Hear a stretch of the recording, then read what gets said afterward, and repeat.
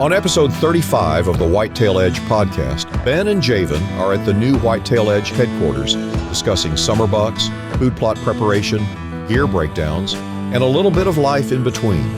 All right, hey guys, welcome to Whitetail Edge Podcast, and today I got Javin with me. It's been a little bit since we've done a podcast, and I know we said we were going to really ramp it up and we were going to do them, but man, life is just busy. I mean, I've just got to be honest, there's always something going on, and podcasts really seems to be the last thing on our mind as far as trying to make that a priority. Just too many other important things, but we really do want to try to get this going more. Part of the battle has been we've not had a place to do it consistently, and we've solved that problem. So this podcast is really being brought to you by Ohio Taxidermy Supply, OTS, in Ohio here. We have attained some office space within their factory, and out this window right here is just shelves full of mannequins, forms for whitetails, you name it, all kinds of stuff, eyeballs, everything that you need for mounting deer is in this place. And they're the only forms I use is the Ohio Taxidermy Supply forms. So anyways, we're very thankful to Rudy and Shelby and Rhonda for allowing us to be in here and using this office space now. It's awesome. We don't have it quite set up yet, but we're getting there. But we figured we would just go ahead and do a run, and let's, get a podcast going here and get one done. We'll be able to leave stuff here. We'll eventually get a little bigger table, but more than anything, we just wanted to reach out, say hi to everybody, and kind of give us an update. I like it. I'm really excited about being able to have just this space to call an office, say, hey, I'm going to work instead of trying to do everything from home, and to have a space where we can keep all this podcast stuff and just, hey, let's go record a podcast quick, specific topics and that kind of stuff. Mainly because you won't have to change Casey's diaper. That's right. Middle of a project. Yeah. You won't be sitting in your house and hear, Dad, doop, doop, doop, doop. Or Felicity. Yep. Daddy, do you like my dress? Yep. Hey, look what I made for you. Yeah. No, I love it, but it's tough to work from home and have that space. There's pros and cons, but I'm really excited to be able to have this space to get away and to really just focus and not have people close. Yep. So I guess let's go into a few little updates. The last podcast we did was with Cairo, back in, I guess that would have been May, I believe, yeah, late May or June. End of May, 1st of June. And we literally just, speaking of that, we just did a parade this past weekend up in Windham, Ohio, for Cairo. It was kind of a fundraising event for her parents to help with some bills and stuff. But it was an amazing turnout. The amount of people that showed up for that, crazy. I mean, literally crazy, the amount of vehicles in that parade. And we took my truck up there and had kids in the back, and just some messages from the fans we had put on Facebook. Mel did. That was pretty cool. Yeah, and it really meant a lot to them. Joe sent a nice text about it, and it was an amazing day for Cairo because they had given her some steroids in the morning so she could have a good day, and it truly was a miracle. I mean, she lasted the whole day.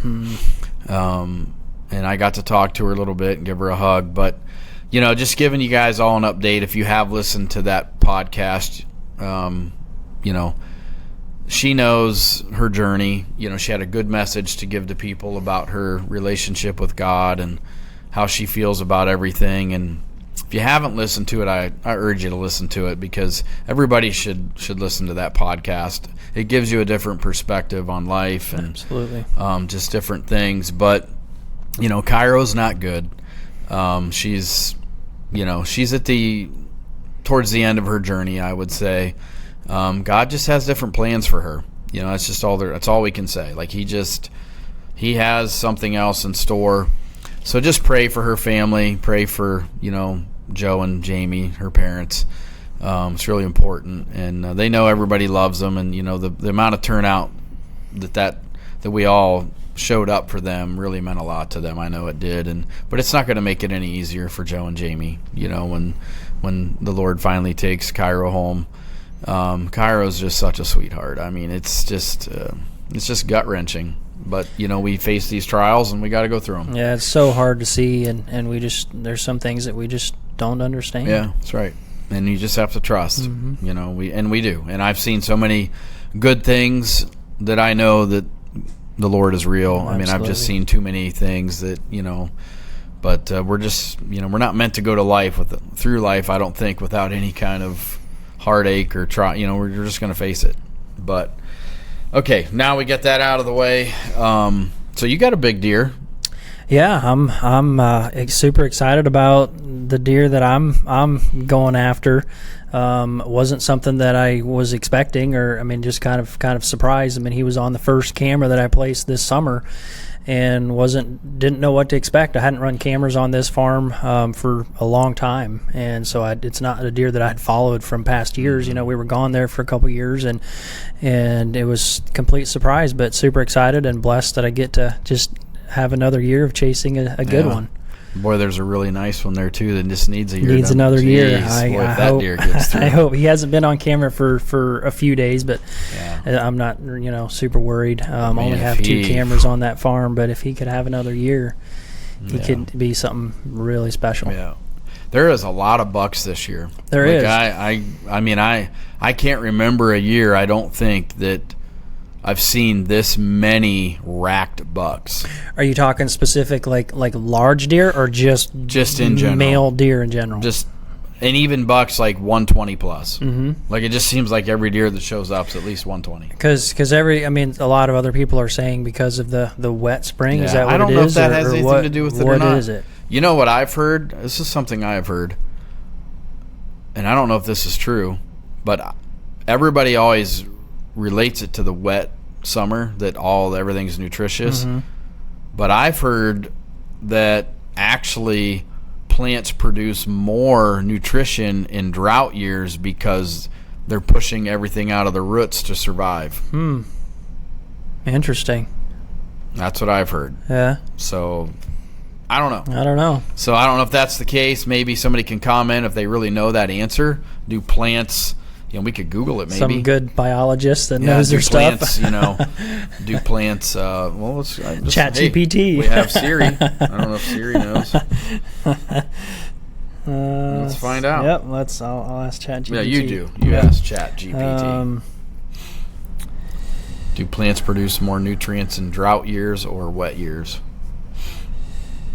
When do plants produce the most nutrients based on wet or dry years?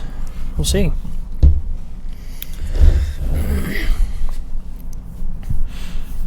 It's thinking. Usually doesn't take very long. It depends what you ask it, but produce the most nutrients, especially in forage and crops, during years with adequate and well-timed moisture, but not overly wet.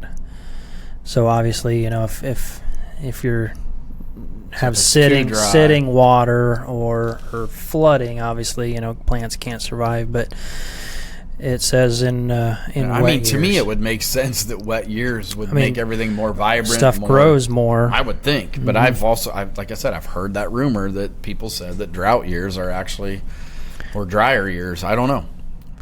I have heard different people say too that if you can't grow a crop this year with the weather that we've had, you're probably not going to grow one.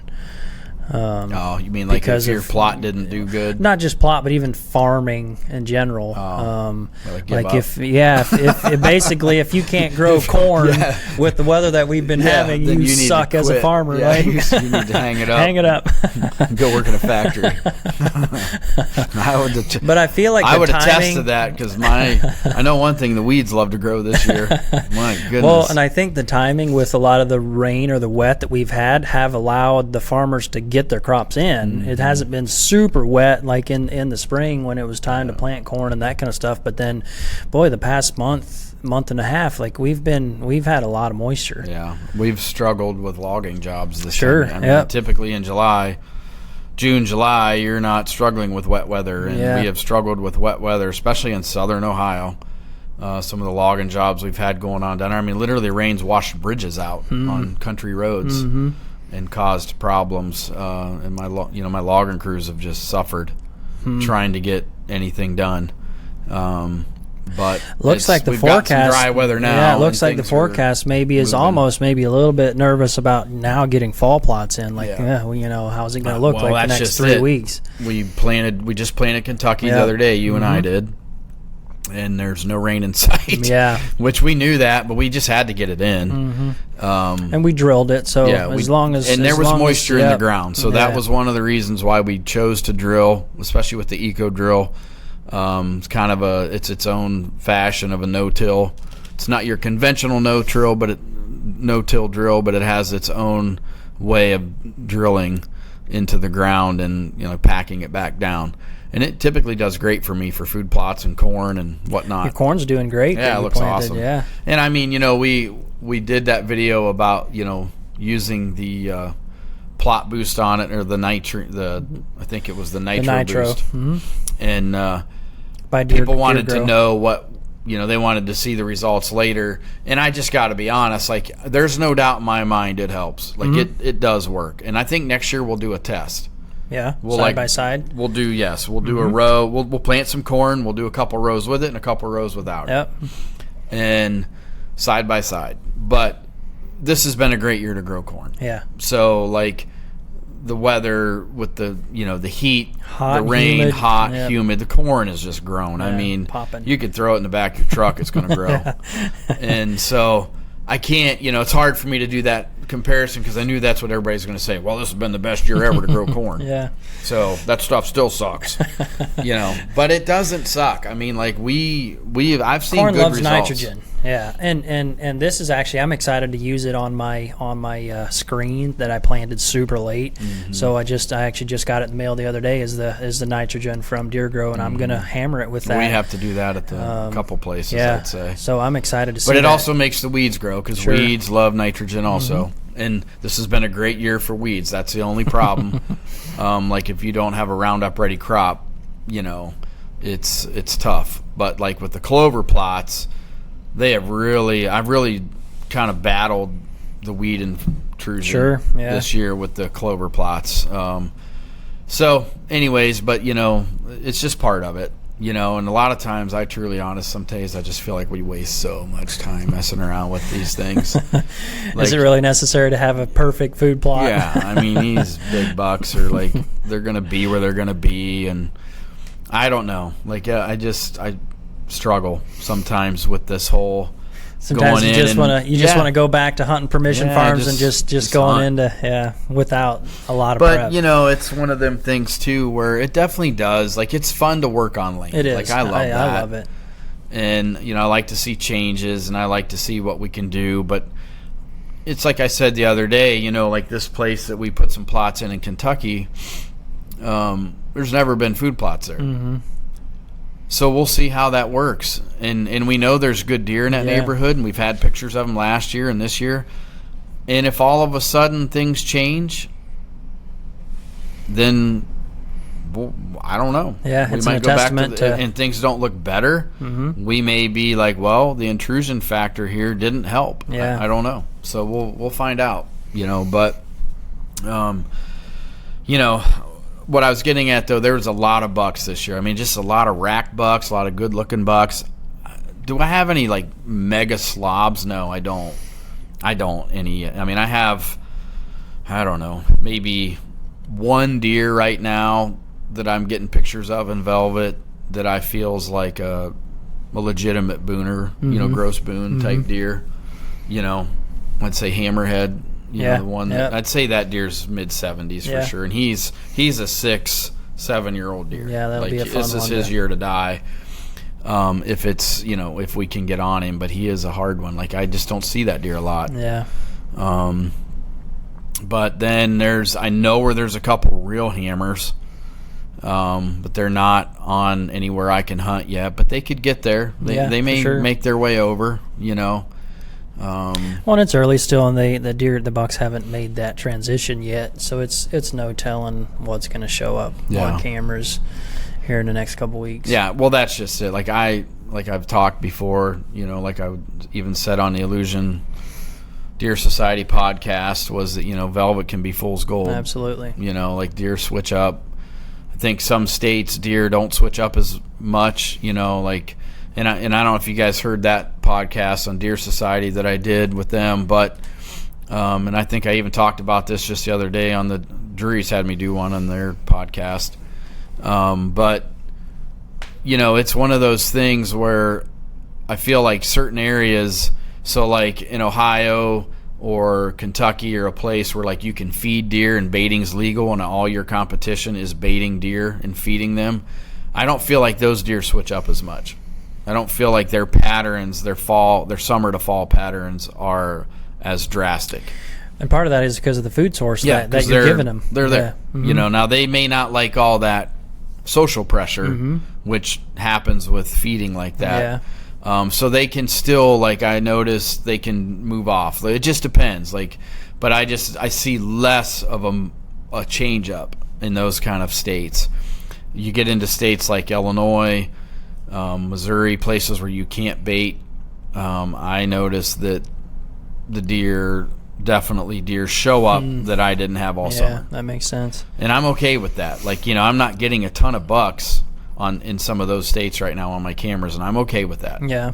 You know? Well, and that's what you know, the farms that I'm on now and getting some pictures of some good deer, like, I don't know. I'm trying to not hold that too big, and this farm is big enough to where I'll be on a good deer. I'm just hoping it's the right one that'll show up or be on that's scrapes. Just it, you know. And I mean, we're all wanting to harvest as big a deer as we can, you know. But you know, we've got a few tags to fill this year, and it's just the mature deer are going to be the targets for me. Yeah. You know, I ate some tags last year just because I didn't feel like the deer that I could have shot were as mature as they could be. Wasn't even about score. The one deer I kind of just backed off and found his shed literally 25 yards in front of my stand after I moved it in case I wanted to hunt him. And after I watched him a little bit that one night, I just seen him and I'm like, he's a great deer. Now, granted, if he'd have given me a 30-yard shot, maybe. I don't know. It'd have been tough. I can't say, but it was late season, so it'd have been tough because it was a heck of an 8-point. Yeah, that was nice deer. But if he's around, he should be really something if he jumped at all, you know. But sometimes these hill deer, you think they're younger than what they are, I think. I agree. I think they're older sometimes than what we realize. Really and that could have been the case with that deer. Yeah. It's so hard to tell a deer's age unless you've really, really paid attention from a young age. Yeah, well, it's like that deer in Illinois, old Skipside. Yeah. That deer last year we thought would blow this year. And he's actually gone down. And he shrunk. Yeah. So that really just tells you that deer was older than what we even thought. Yeah. Like, I thought he looked old, but I didn't know the deer. And so now he's still there. He fell in love with the farm, I guess, and he's stayed. But he is not. I mean, he's disappointing. Yeah, like very disappointing. He'll make a great buck for somebody. Yeah. I mean, absolutely. Like, you know, he's super heavy. You know, he's still going to be in the 50s. But I thought that deer would blow into the 80s or more. You know, and he just didn't. Because he was close to 70 last year. I would say. Yeah. I would say he was pushing 70. But, you know, it's just some deer just do that. Yeah. You know, it's hard to tell if you don't know them. You just don't know.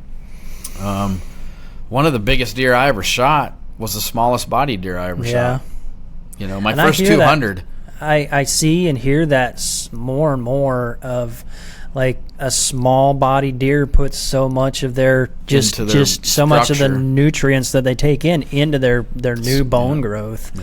That so many it goes into their antlers and not their skeletal system is what I must. That's kind of what I figured, but I don't know.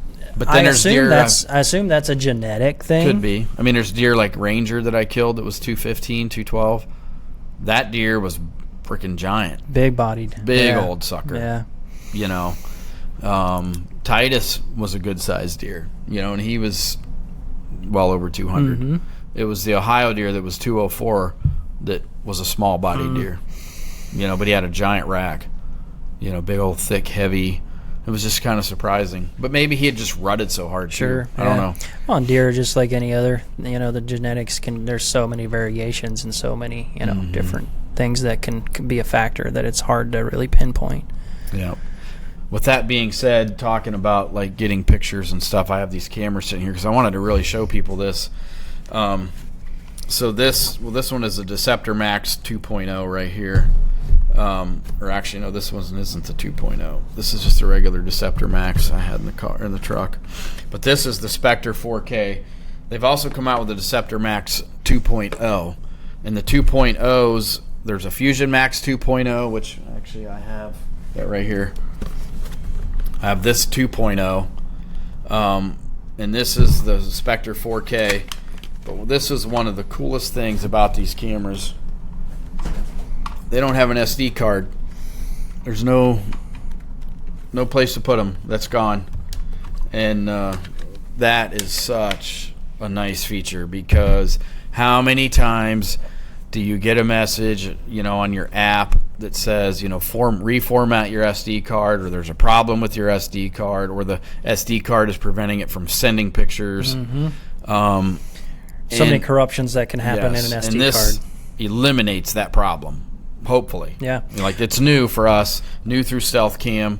Another thing that I like that there's no SD card is a lot of the farms that I hunt have other guys that at least walk over it at some point. Pluck your card. card. I know for a fact that I've had people pull my cards and check them. Yep, I know. And so this is something that where somebody finds your camera, like, they're not going to be able to look at your pictures. Yeah, that's right. Like, when you're hunting places, with other people on it, and that, like you said, permission farms or even public. Yeah, absolutely. That's a big factor for me. Like, that's a big thing. One thing too, these have holes in them where you could lock this. Sure. Yeah. But one thing I do, like, just so guys know, like, if you get into these cameras, I take a stick every time I set these up, and I run a stick through here and break it off and leave it stick out so a coon can't open that door. Yeah. Because them little suckers love it. They're like little grizzly love to bears. play with them. But that is a nice thing. It keeps that, they can't plop that open. But I really love this Spectre 4K. Probably I think the most awesome camera, in my opinion, and best price is the Deceptor Max 2.0. For the performance, the price, it's really awesome. But the Fusion, which is right here, the only difference is the Fusion just doesn't have quite as much of an infrared glow as like the 2.0 and stuff, or the Deceptor, or like this one has all the windows here. You get a lot more range, as far as better light at night. But I'm going to tell you, they got a deal right now on Stealth Cam, $139 for two of these. Yeah, no SD cards, so that's an expense you don't have. That is very hard to beat. Yeah, that's hard to beat. Some of I was showing some videos to a guy this morning, and he was buying them, and I said, check out these videos of these deer working this scrape. He couldn't believe it. Yeah, they're He's amazing. like, that's 20 times better than the cameras I'm running. Yeah. And won't mention any names, but another thing that I like about these cameras that I've not heard anybody talk about is the design of this back end. You can raise or lower your strap and really get a turn your camera based on where you have your strap, to where you're not having to try to shim it up with a branch as much as you would have to if it's just a flat, like a typical camera. So there's a big variation there how you can. One difference in the other thing too is, like, you can get lithium ion packs that fit right in here. You don't have to use the alkaline adapter, and then you can charge those up, have another one, and you can take them out and pop them in super fast. But they do take 16 AA's, so just keep that in mind. A lot of the cameras out there take 12. Yeah. These take 16. And they'll last you a long time. They do last a good while. And here's another feature that I love about the Stealth Cam. And I was reluctant at this at first. I was actually kind of disappointed that, so like some cameras I've had in the past, you can set it to photo and video mode at the same time. And I always liked that, because then I was like, well, if I got the picture and I wanted the video, then I could just request the video. And I felt like I was saving data and I was saving card space, blah, blah, blah. And, battery. Saving battery more than anything. Yeah. And I'd only get the video I wanted. So many times I would request the video and I'd get half the deer. Yeah, you'd miss him. It's so frustrating. Many times. Yep. But I didn't realize and didn't think about it. So then when we switched to stealth cam here recently, last 2 years now, and it didn't offer that. And I was a little bummed at first. It was either you had to set it to photo or you had to set it to video. Yep. Well, I've learned that when it's set to just video, the way stealth works on the Command Pro app, it just gives you, it'll give you 3 pictures. Bang, bang, bang. And it's like a short play of the video. Yeah, it'll give you like a first photo and a middle and the end of that 10-second video. In that 10 seconds. And then you request it if you want the full video. You just hit it, and then it'll send you the video the next time it triggers, or you can go right to, the what's it called? It's app? live view, but it's basically live view. You can just click it, and or on demand. It'll send you a picture. Then, if you want to trigger it yourself, you can go to the on demand feature. Yep, you can request the video and then hit on demand photo, and it'll connect immediately. Yes. Yep. But if you don't want to do that and waste, that's fine. You can just wait for it to trigger again. Well, from how I often do it is if I'm in the morning, like going through my photos, and there's maybe 2 or 3 videos that I want to request, I'll request those 3 and then hit on demand photo, and then it'll upload those 3 videos right away. Yep. And so that's a cool thing. But what we've noticed, it does not affect your battery life whatsoever, like at all. Like that's what I was crazy blown away by. Like, setting it to video does not seem to alter the battery life at all. But what we have noticed, you do not miss the deer. Yeah. As soon as it triggers, it's video. See, and that's what the problem is with the ones that are photo video. When it's photo first, it first triggers on the deer coming into view. Then it will go to the video trigger, and it stores that. Well, a lot of times that deer's, especially in the rut. Yep. If a deer's cruising through, you'll only get the photo. If he's working a scrape or coming at you on a trail, you're fine. But so many times, like you're like, oh, well, for me, it's totally eliminated. Yeah. And it's really and awesome. We love the video mode, for content and stuff. We love video. Everybody wants to watch the videos more. Yeah. But again, you're saving. If you don't want to download the video, you don't. Right. But you get 3 options to decide, okay, yeah, I do want that video, or no, I don't want that video. Yep. And you just don't take it. Well, and even if you don't request the video, if you just download the photo file part of it, even at least on the iPhone, even in that photo that you save, you can choose, or you can go back and forth between those 3 different and just screenshots. delete one or whatever. Yep. So it's really convenient. Yep. The other thing too is in the Command Pro app, which I think is really awesome. It syncs with DeerCast, and this also works with Muddy cameras too, because Stealth and Muddy are owned by the same company, GSM, and they're very, very similar in their how they work and what they whatnot. But they all will sync with the DeerCast app, and so you can actually sync your Command Pro app account to DeerCast, and when you hit those in the icons in your menu layer, and you want those to show up, you can see where every camera you have is. As long as when you've set your camera, you go into the location area and down, mark where the camera is, because it'll give you the map. It'll say camera location. You drop the pin right where you're at. It saves it into your app, and then that will upload it. Yep. Now, Stealth does have a camera. I think it's the DS4K or something it's called. It is live GPS, so that is one that if somebody is worried about getting stolen, it's GPS. You can locate it. And that camera is like $259. That's not expensive for that kind of a feature. For what it is. But these don't have live GPS. But they will locate. They'll update to the to the app, and it's so cool to look at DeerCast and see where your cameras are on your map, and then you can click on that camera. That's what I was going to say. And it'll bring up the photos, which is really an awesome feature. Amazing. It's kind of cool. So DeerCast and all that is kind of really it's our go-to. Like, you know, when it comes to like rain gauges, when it comes to mapping now, because DeerCast is doing a really good job of updating their maps. You know, you still get parcel data, wind directions, you know, and you get the algorithms of like good movement days, barometer, things like that. One thing that I'm super excited about, I think it's been a fairly recent update, is the topo and the aerial mapped together. That I was really excited to see when that came out. Like you can use those topo lines and the aerial map together in a layer. But I still like that one feature where it doesn't show the aerial, and it's like, and I think I was showing you this before on some land consultations, where you go to that white screen and it shows the contour. It's the LiDAR, I think. Yeah, layer. Boy, that you can really... When you zoom out, you can really see the low areas, and that's a lot for thermal stuff. Yep. And so there's some good features for all of it. But, you know, another exciting thing, which we need to have Jeff on here someday, is Jeff Klump. Jeff, one of our team guys, just bought Novix, the tree stand company that we use, and that's really exciting. So congratulations, Jeff.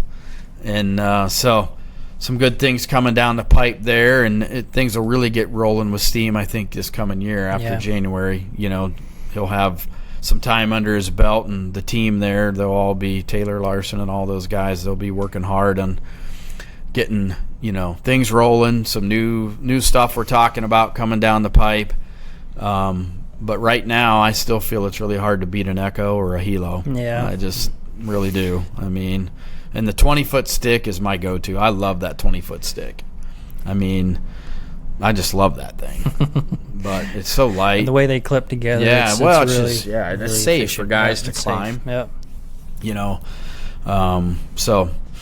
Yep, that's something new, you know. So new owner of Novix is Jeff, guy on our team, Jeff Klump, if you don't follow him. But, you know, other thing is, you know, we've released, I think we have 3 episodes out now. 4 out right now of season 10. Hope you guys are enjoying those. You know, we'd love to get the feedback from everybody. But you can find those at whitetailedge.com. You can find them on, you know, YouTube. You can find them on Masio Go, Carbon TV. DeerCast. They're on the DeerCast feed. So it's, you know, really cool. I think Oliver has done a great job editing this year. The hunts look great. I've got one more hunt to air myself. 2 of mine have showed. I got one more coming up. But we just literally aired Dwayne's hunt where he killed that 193. That was a great hunt, you know. But it's good stuff, and we're really excited this year to bring you guys new hunts. You know, we're trying hard. We're going to get out there, grind. I know a lot of the guys, you know, that film for us and want to be a part of the team, they're trying hard. Guys are slamming in plots and hanging stands, hanging cameras. It's just that time of year. Everybody's stuff going on. Yeah. Plus our jobs. Everybody's working, you know, but it's the lifestyle of deer hunting, I guess, you know. And Muddy just come out with that new apparel line. That's right. The Deviate line. Super excited Deviate about that. is, I love it. Yes. Last year was the TRX line, which you saw us wearing in these new videos, but they kept saying, just wait, we're working on something. And boy, I'm going to tell you, they knocked it out of the park. Yep.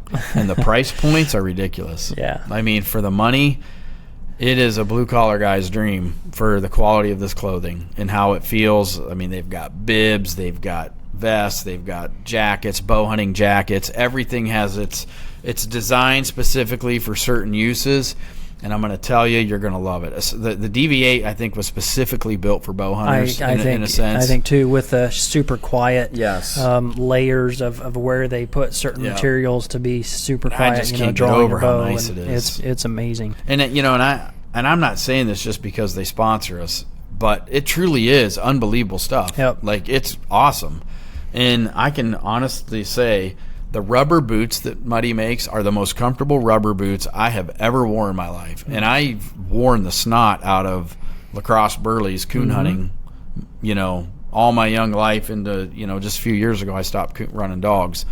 And I've wore some of those out. So I know what a rubber boot feels like. And I'm telling you, these things are crazy comfortable. And they've held up super well. Yes. I just love them. So they have their design team has just done an exceptional job on the Muddy apparel line. And I think it's cool that, Muddy works with us, even though we're with Novix. Right, and certain products. So that's a true testament. And I think that helps both brands. Like Novix and Muddy both, they gain from that. Yeah. Because, and that's nice to see that competition isn't so fierce in this industry, because it can be that way. Yeah, for sure. But yeah, we're very blessed for the partners that we have. Yeah, for sure.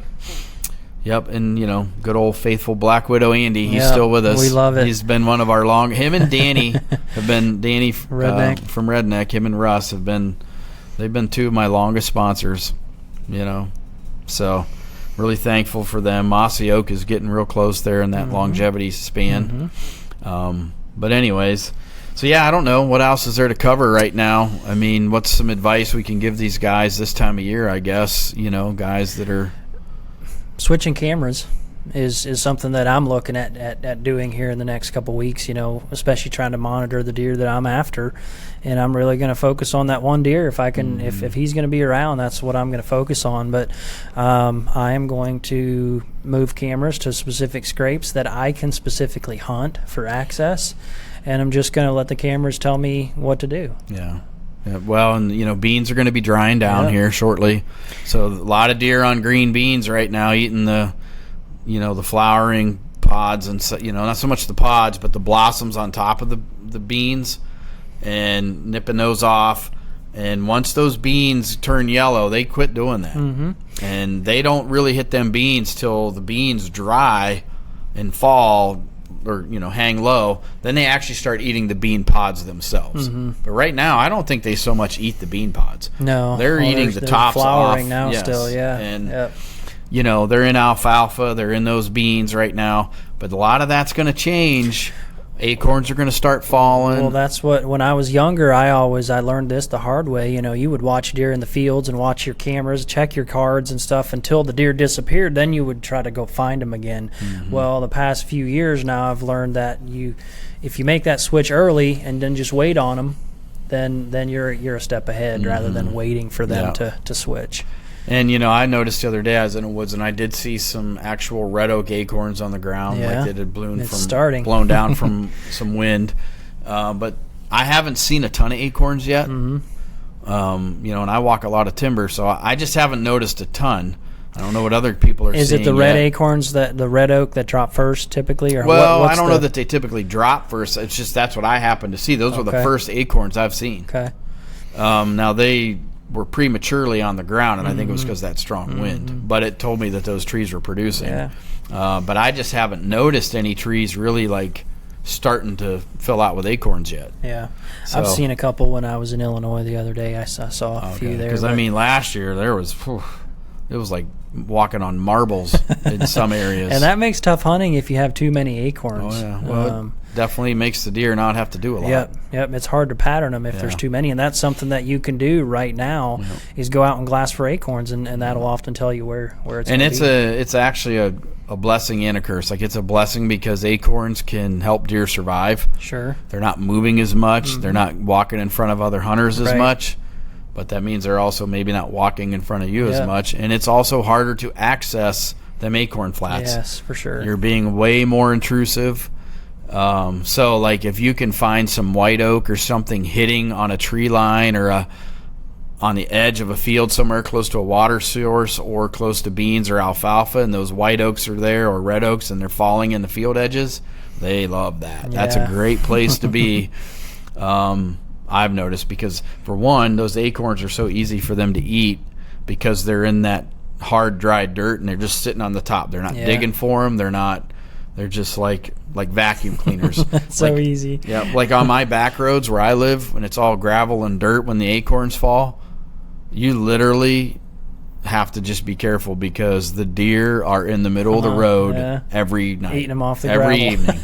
When you come around a curve and bang, there they are in the middle of the road eating acorns. And I've heard of people actually going into into acorn zone or oak tree zones and mowing out and cleaning out underneath just to make it easier, make a spot where the deer like to come when the acorns start dropping, and that makes it easier for them to find them to where they don't have to go in through the brush, and it's easier to get to. It's almost like a food plot that falls from the sky, you know. I see. Wow. Yeah, well, I mean, you know, we've covered some stuff here, but we're not going to make this a super long podcast. We just kind of wanted to update everybody, and you know, we'll, you know, I don't think a whole lot of changes as far as us go with, you know, partners or things moving forward. You know, we're supposed to have classic racks come out here for too long, and they're going to go over some of the deer that I've shot in the last 2 years and do the digital scans. So if you've never seen classic racks, check that out. It's a great way to save your trophy. It's an app on your phone, and you can download that app. You can take pictures. It'll walk you all through the thing for like $36. I think you can do a deer head per scan, and it'll save all that information in your app.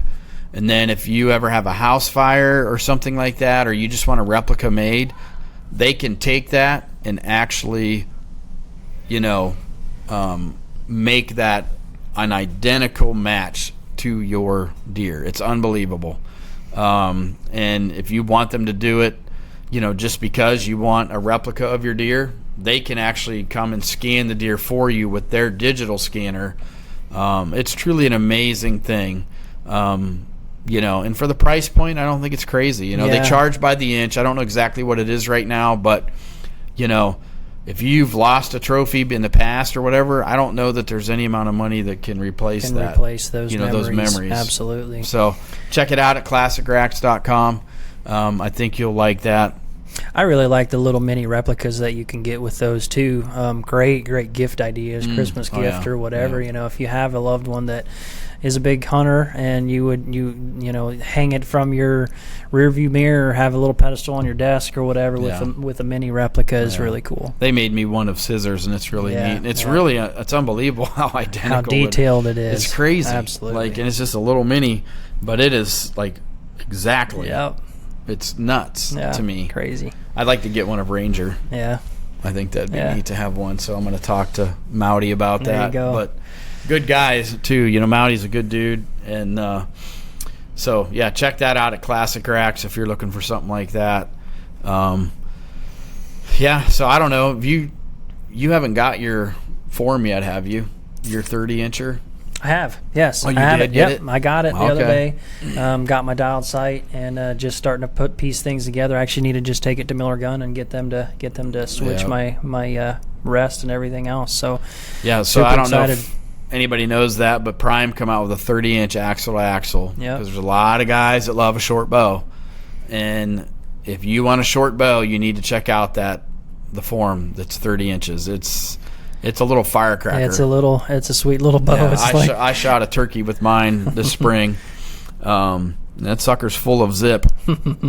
I've got the 34 too. I shoot the 34 just a little bit better, but I'm getting old and my eyes are not as good as they were, and I need everything I can get. You know, I just turned 51 this year, man. I'm like old man Christmas. You can see the silver, but wisdom. It's wisdom. Yeah. Wisdom and anger. And anger. Yeah, on grumpy old grandpa. Grandpa. But yeah, so. I'm excited for my 30. I'm excited to shoot the 30 out of a stand and everything. You know. Then they told me they already got something else coming out here new. Do. So it's like, man, I don't know what it is. I told them I want to wait because I want to show my bow. Yeah, exactly. Yeah, that's the problem. So when these bow companies come out with new bows, and you're somebody like us, it's a content creator, you're not allowed to show the bow. Yeah, that's hard. And that's really hard to do. And I'll just be honest, I don't always like just switching bows. Yeah. Like, I absolutely loved my original Logic, and I killed a ton of deer with that thing. And then, you know, we were switching bows. You know, they come out with new stuff or whatever. But then that RVX that I just had, ooh, I love that bow. Yeah, I mean, I really did like that bow a lot. So yeah, but I like this form too. New technology and new going after new things, and that's what drives the industry. That's what keeps people growing. If there's no new stuff coming out, then we're not. And Prime is full of. They're innovating. Yep. Yeah. Nate's a brain. I mean, Nate Grace and Matt. Nate is like he's like a little mad scientist sitting in a cell, and that's the only thing. He's just like, I love the video that they had on their website years ago, and it was about Nate, and he had a pile of cams in front of him, like wasted, like just scrapped, of all the things that he had gone through to come up with the cam system that they had come up with, and just really neat, well, and that shows you what kind of rigid, process that they go through before they come out with a new product. They might design stuff that doesn't work, or they might come up with stuff that doesn't work that they have to move on, but they will not release a product without it. It's going to work, and it's going to work for good. sure. Yep. And I've just loved Prime. There's not been one that I haven't liked. I'd say out of all their bows, like if there was one that I didn't like as much as, say, some of the others, it would have been the Rev X. The Rev X, I was like, it's good. Mm-hmm. It just didn't sit with me as good as like the Logic or like the RVX has. Mm-hmm.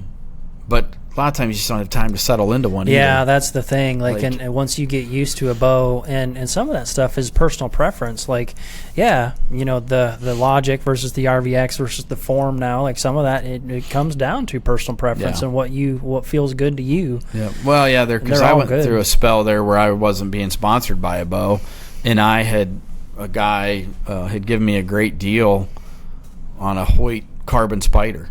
Okay. Back in the day. And I mean, dude, I freaking waylaid the deer with that thing. I mean, I still have that bow. Yeah. It was just one of them bows that it was like my left hand. Yeah, it feels like a part of if you really settle into a bow, it feels like a part of you, and that's what it needs to be. And that's what I do like about Prime. I've found that they're the most easy to hold on target bow. Yeah. Of all of them. And that's what balance in your hand so incredible. I feel like my Form 30 is really gonna be right there. It's gonna be your little boy. Yep. That's the one. Yep. You've been waiting for that. You've been excited about it. And I haven't shot my new one yet, so I'm super excited about getting it set up and getting it going. Yeah, so cool, good stuff. Hope everybody's, enjoying the hot weather out there. Boy, we've had a hot, humid summer this year, that is for sure. And there's been, just a lot of crazy weather, a lot of crazy storms and different things going on. But, hopefully the deer season is going to be incredible. We start getting some cool fronts. We start getting some rain for some of these plots that guys are jamming in right now. We planted a bunch of Evolved last week. Mm-hmm. I mean, we got more to do. We'll be headed to Illinois to do some more here soon. Get that in the ground, and hopefully we'll have some rain after that. Yeah. But Kentucky opens in 3 weeks? Yeah, I think 3 weeks. Yeah. So, hopefully we get on a deer there. We've got one, that makes an appearance here and there. It's pretty nice. We'll see. I definitely would not pass him if I can get a chance at him. But there's a couple older deer there too that just look funky. But we'll see. It'll be fun to see what we get into, but we got a lot of tags to fill. That's We're right. excited. So anyways, thanks for joining Whitetail Edge, guys. We'll try to get another one done here, and we'll try to get a lot more podcasts done, more up to date, more sooner, because we now have this office space that we're trying to put together. And so, hey, thanks for following along, and check out the new episodes of Whitetail Edge.